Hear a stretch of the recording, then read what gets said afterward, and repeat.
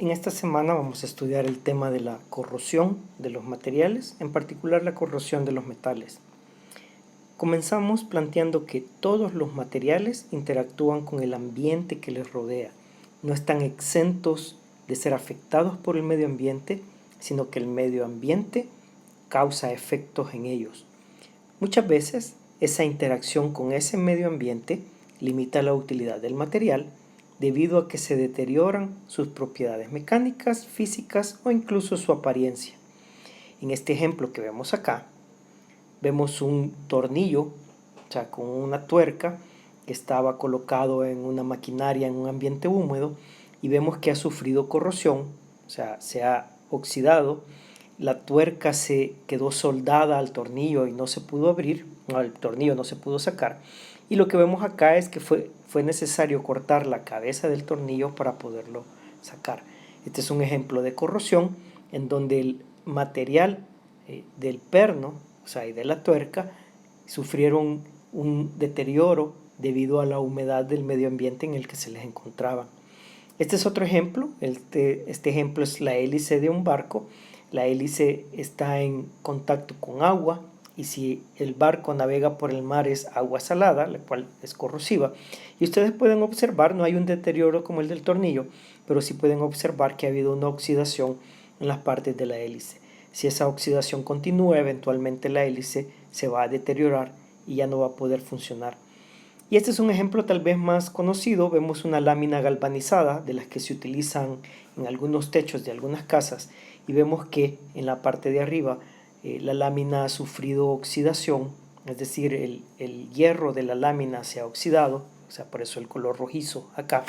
Entonces, ese es un ejemplo de deterioro también.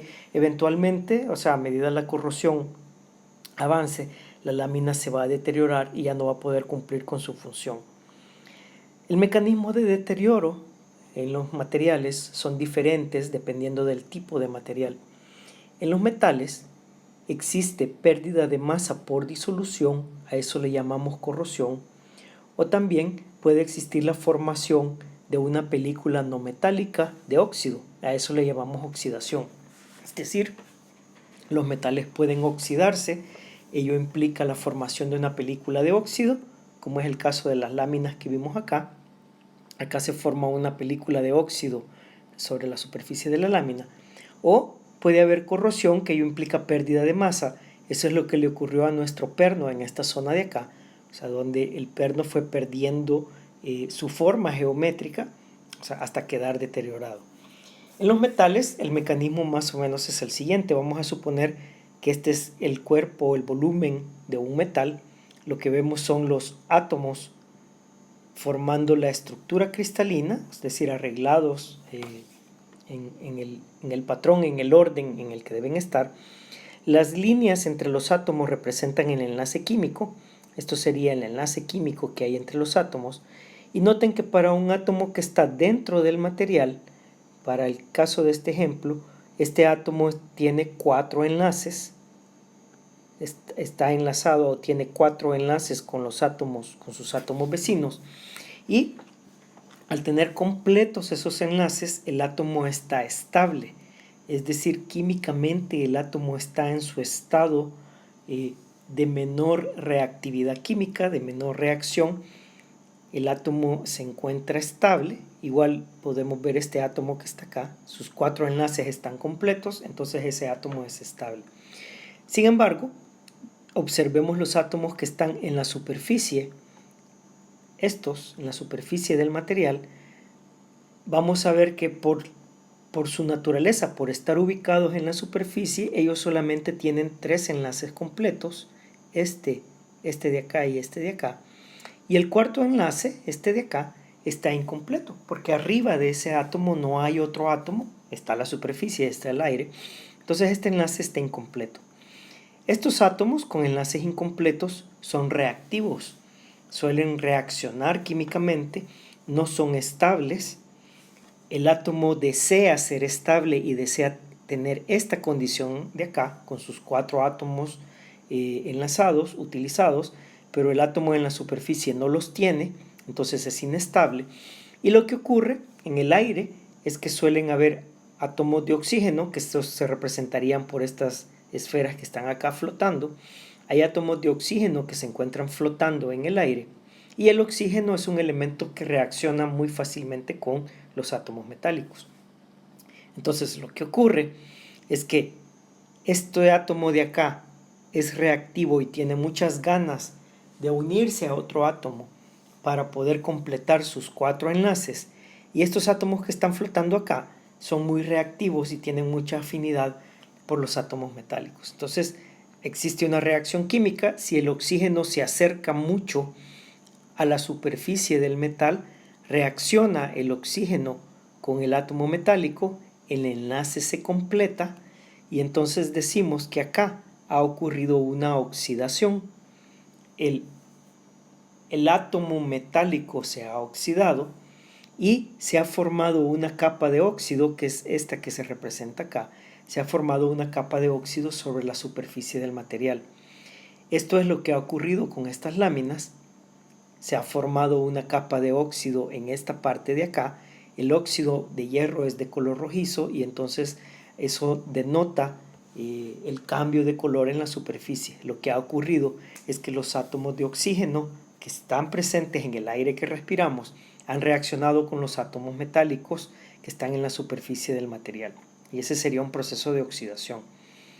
El aluminio y el acero inoxidable forman una capa de óxido que les protegen de la corrosión. El aluminio no se oxida de la misma forma que el hierro, aunque sí se oxida. Más bien lo más correcto es decir que no sufre corrosión porque se oxida. En el aluminio se forma una capa de óxido similar a esta que hemos descrito acá, y esa capa de óxido evita que este átomo de oxígeno que está flotando en el ambiente pueda reaccionar con los átomos que están en el interior del material. La capa de óxido es una especie de pintura o de barrera que evita que el oxígeno reaccione con los átomos en el interior del material y entonces protege de la corrosión al metal. Lo mismo le ocurre al acero inoxidable. El acero inoxidable no sufre corrosión porque se oxida formando una capa de óxido muy estable en la superficie que evita que el resto de átomos en el interior del material sufra corrosión. Realmente el nombre de acero inoxidable está mal puesto. No es que el acero no se oxide, sino que la superficie se oxida protegiendo al material de la corrosión. En algunos casos, sin embargo, en la capa de óxido que se forma, este sería una partícula de óxido, una molécula de óxido. La capa de óxido que se forma no es estable y puede disolverse en el medio ambiente. Entonces lo que ocurre es que al formarse el óxido, este se separa, eso se representa acá, este átomo metálico estaba en esta posición de acá, pero el óxido es soluble en el medio ambiente, digamos que hay agua o hay un líquido que lo diluye, y entonces el óxido comienza a separarse, comienza a irse del material. A medida que ese proceso avanza, muchas partículas de óxido se separan. Estas partículas de óxido estaban colocadas acá, pero al oxidarse el material se van, y entonces lo que ocurre es que comienza a haber una pérdida de masa. Originalmente el material tenía átomos en esta zona de acá, pero debido a la oxidación, el óxido se va del material, es soluble en el medio ambiente que le rodea y se pierde, y entonces comienza a haber una pérdida de átomos en el material. A esta pérdida de masa es a lo que llamamos corrosión. El material sufre corrosión, se pudre, o sea, se pierde, porque hay pérdida de masa, o sea, debido a una oxidación que se va dando de manera progresiva. A medida que la capa de óxido se va y la masa se va perdiendo, el oxígeno tiene acceso a átomos en el interior del material. El átomo de oxígeno se enlaza a este átomo que está acá y esta molécula de óxido se va. Otro átomo de oxígeno puede estar en contacto con este átomo de acá, se enlazan y este óxido se va, y entonces lo que ocurre es que el material se va deteriorando, se va perdiendo masa.